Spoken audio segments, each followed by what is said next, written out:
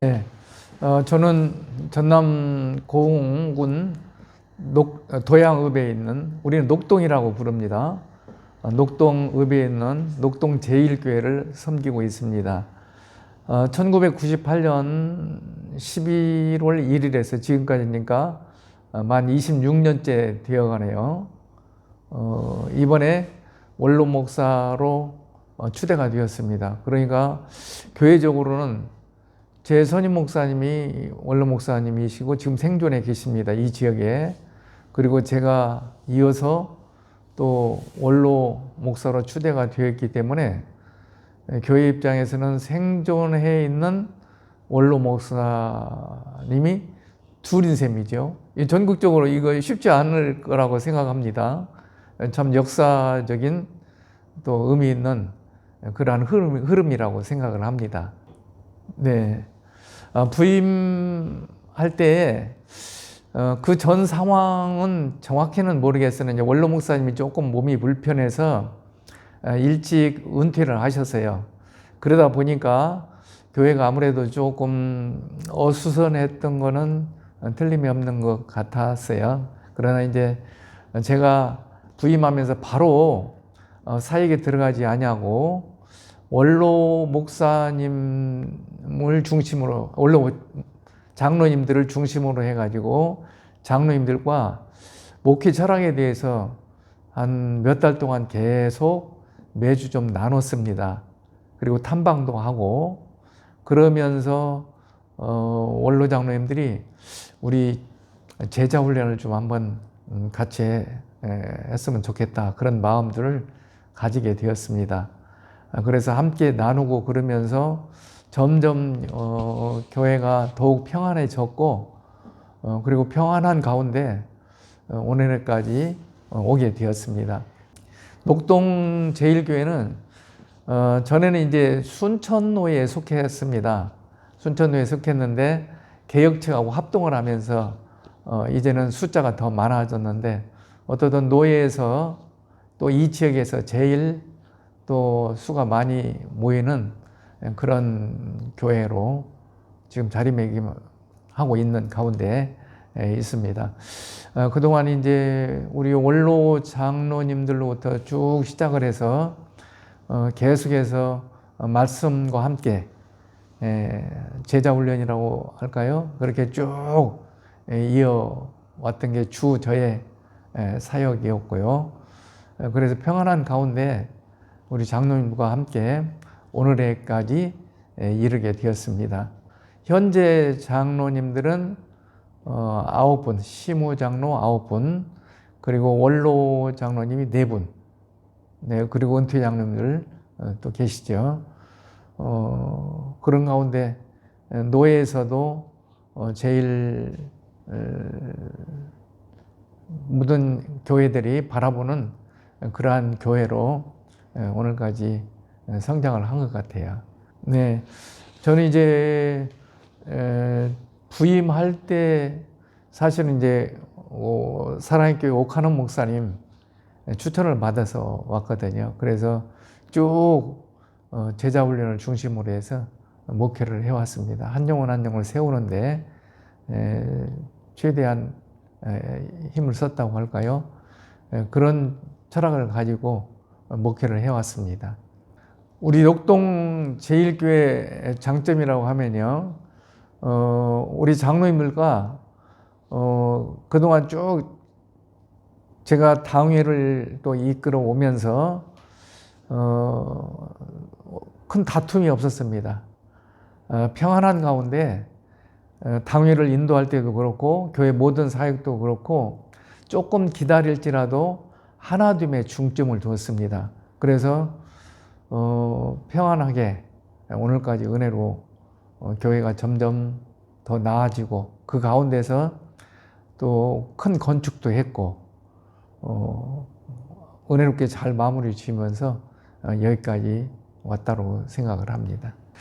제가 목회하면서 기억이 남는 거는 그 좋은 점은 한 영혼 한 영혼 그 세워지는 그 기쁨, 굉장히 이제 소그룹으로 이끌어 갈 때 몇 팀 함께 이끌어 갈 때 목회, 설교도 준비해야 되고 신방도 해야 되고 또 노예일도 해야 되고 그 가운데서 놓치지 않았던 것은 말씀을 가지고 훈련하는 그 소그룹 훈련에 놓치지 않고 했었습니다. 그래서 그 가운데서 이제 성도들도 다 알지 못하지만 표현하기 어려운 것들이 있죠. 사실은 생을 마감지려고 했던 그러한 성도들이 돌이키기도 하고 그런 변화되는 하나하나 변화되는 그 기쁨, 많은 그 사역의 어려움도 있었지만 또 힘든 점도 있었지만 그런 보람 때문에 오늘 여기까지 사역을 이루어왔지 않나 그렇게 생각을 하고요. 또 이제 이쪽에는 어떤 사역 측면에서 본다면 건축하는 쪽이 그때는 이제 크게 원래 계획했던 것보다도 금액이 한 배 정도로 더 늘어가다 보니까 감당할 수 없는 그런 가운데 있었는데 그때 금식기도 하고 또 성도님들이 또 같이 한 마음으로 이루고자 하는 마음으로 모아져 가지고 그 벽을 뚫었던 기억들 그건 참 잊지 못할 기억들이죠. 한때 중간에 동네에서 이제 김 목사 가방 싸고 갈 거야 하는 소문도 났다고 그런 이야기도 들었는데 그런 벽을 뚫었던 기억들 잊지 못할 기억이죠.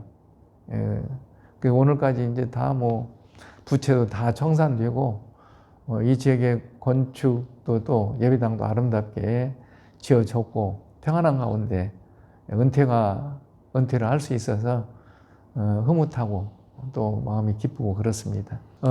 우리 원로 장로님들이 참 인격적으로 신앙적으로 귀감이 되는 장로님이십니다. 제가 부임할 때 원로 장로님이 두 분이셨는데 그 중에 이제 두 분 다 참 존경을 할 만한 그리고 지역에서도 노예에서도 존경을 받고 있는데 특별히 이제 강채영 원로 장로님은 정말 대단한 분이에요. 인격적으로 신앙적으로 대단한 분이십니다. 굉장히 검소하셔요. 삶이. 그러면서도 교회의 일은 앞장서서 모든 일 감당을 하시고 재정적으로도 감당하시고 또 그 가운데서 선교에 대한 각별한 특별한 그런 사명을 가지고 계십니다. 그래서 교회를 8군데 세웠죠. 8군데 세웠고 굉장히 검소하게 본인의 생활에서 검소하게 생활하면서 그런 데는 아낌없이 그렇게 그 선교에 투자를 하시고 사명을 감당하셨거든요. 이제 그런 정신이 이렇게 쭉 내려오면서 아드님도 장로님이신데 원로장님이신데 강령일 원로장님이신데 우리 장로님들이 그런 정신으로 그 다음 때 이렇게 이어오면서 그 정신이 살아있다고 생각을 합니다. 건축 때문에 조금 주춤하기도 했는데 다시 이제 해야 되겠다는 그런 마음이 좀 전부 다 모아져 가지고 앞으로 또 귀한 사역이 이루어갈 것이라고 생각을 합니다. 그와 같은 정신이 선교의 쪽으로 계속 이어지고 있고 또 구제를 해야 되겠다. 지역에 모범이 되는 교회가 되어야 되겠다. 그런 정신이 많이 깔려 있는 것 같아요. 그래서 저는 우리 교회가 그런 정신이 밑바닥에 깔려 있기 때문에 저력 있는 교회라고 생각을 합니다. 그게 근저에 모두 다 깔려 있기 때문에 어려움도 이길 수가 있겠고 또 어떤 일들을 할 수가 있겠고 또 지역이나 노예, 교계에서도 귀감이 되는 교회가 된다라고 저는 자부를 하고 있습니다. 처음에는 이제 제가 설교를 준비하고 설교를 할 때는 이제 처음에는 원고 설교 철저하게 원고를 작성해서 설교를 했었습니다. 기도하는 가운데 교회 상황에 맞게 전체적인 일련의 어떤 계획을 가지고 계획에 맞춰서 목회 프로그램에 맞춰서 설교도 그렇게 계획을 짜가지고 해왔었습니다. 역시 성도들의 삶이 신앙으로 잘 살 수 있도록 구체적인 삶의 현장에서 적용이 돼야 되기 때문에 이제 신방을 하고 또 성도들과 또 교제를 나누면서 성도들의 아픔이 무엇인지, 필요한 것이 무엇인지 기도하게 되면 감이 잡히고 그러기 때문에 거기에 맞춰서 또 성령님께서 설교를 준비시켜 주시는 것 같습니다. 그러니까 그렇게 목회의 흐름이 있지만 그러나 그 상황에 맞게 또 교회의 흐름에 맞게 준비시켜 주시는 성령님의 역사가 있더라고요. 그래서 기도를 늘 합니다. 설교 작성을 기도하면서 합니다. 기도하면 이게 더 잡히고 대지소지 딱 잡히고 웨슬리 듀엘 목사님이 그렇게 그 열정적인 지도자 보니까 그렇게 기록이 돼 있던데 오래전에 봤던 책인데요. 어떻게 이렇게 하실까 그런 생각이 들었는데 제가 목회를 하다 보니까 공감이 되더라고요. 그래서 저도 야 그렇게 준비해서 하라고 기록해 놨구나. 그걸 요즘 더 공감을 하고 그렇습니다. 네, 저는 이제 쭉 그 말씀을 함께 공부하고 또 훈련을 하고 그랬지만 늘 중심에 한 가지 기도 제목을 꼭 가지고 있었습니다. 그것은 무엇이냐면 바로 부흥입니다. 부흥. 그러니까 쭉 초대교회에서 이어왔던 그 부흥이 주님이 지금도 부흥하기를 기다리고 계시거든요. 부흥은 주님의 주권이기 때문에 제 힘으로 할 수는 일으킬 수는 있는 것은 아니지만 그러나 부흥에 대한 패턴이 있거든요. 거기에 정진하고 준비하고 있으면 주님께서 때가 되면 사용한다 그렇게 생각을 합니다. 그리고 그동안 모든 목회했던 그 과정들도 이 하나님의 부흥의 하나의 패턴의 한 과정이라고 생각을 합니다. 그래서 앞으로 기대하는 바는 이 지역이 교회가 우리가 제일 높은 지역에 있거든요. 제가 부임할 때는 굉장히 꼬불꼬불 오랜 시간 통해서 왔는데 지금 길도 좋아졌습니다. 제주도를 통해서 이쪽에도 올 수가 있어요. 또 도로망도 확장이 된다는 그런 이제 정부의 시책들도 또 듣기도 하고 그러면서 한 가지 그림이 그려져요. 어떤 그림이냐면 이 지역을 여기에서 정말 주님이 원하시는 부흥의 역사가 정말 일어났으면 좋겠다는 그냥 간절한 열망을 가지고 좀 준비해 나갔으면 좋겠다 하는 생각이 늘 듭니다. 언젠가는 그 지역이 여기 또 동이 이름도 평화동이에요. 샬롬. 예수님이 십자가 지시고 다 이루셨다고 하시고 제자들에게 나타나셔서 샬롬 그랬잖아요. 샬롬이 함축적인 단어 아닙니까? 사도행전으로 이어지면서 부흥의 역사라고 생각을 하는데 그러한 부흥이 이제 제 후임으로 이렇게 이어지면서 교회가 이제 계속 이어지면서 이 지역이 이제 점점 인구가 줄어들고 농어촌이거든요. 여기도 그렇기 때문에 많은 사람들이 소망을 갖기 어려울 때인데 저는 그렇지 않다고 생각합니다. 하나님의 역사는 부흥의 역사는 시대를 초월하고 환경을 초월해서 오는 그러한 하나님의 역사이기 때문에 끊임없이 우리가 부흥의 패턴에 만져서 준비하고 기도하고 바라보고 간절한 열망으로 인도함을 받을 때 어느 때에 다시 그런 부흥의 역사가 이곳에서부터 시작될 것이라는 그러한 기대감을 저는 갖습니다. 네, 저는 이제 가끔 이제 좀 유머스럽게 그렇게 이야기를 합니다. 어떻게 이렇게 오랫동안 했냐. 그래서 저는 이렇게 한마디로 대답합니다. 맷집이 좋아서 그렇다고 그럽니다. 인내죠. 어려운 일이 있을 때 그냥 속으로 마음에 담고 기도하면서 주님 앞에서 해결하고 주시는 힘을 통해서 어려움을 이겨나가고, 그러나 성도들에게는 내색을 하지 않고 평안한 가운데 인도함을 받는 그러한 인내심, 주님을 바라보고 꾸준히 인도함을 받는 그 어려움을 이기려면은 주님과의 그 영적인 교제가 늘 있어야 되겠죠. 저는 이제 그런 때 뭐 잠도 자기도 하고 그러지만 책을 통해서 또 기도를 통해서 그런 시간들을 이겨나가 오는 걸로 그렇게 여기까지 오게 되었습니다. 이제 그 교회에서 원로 목사로 추대는 되었습니다.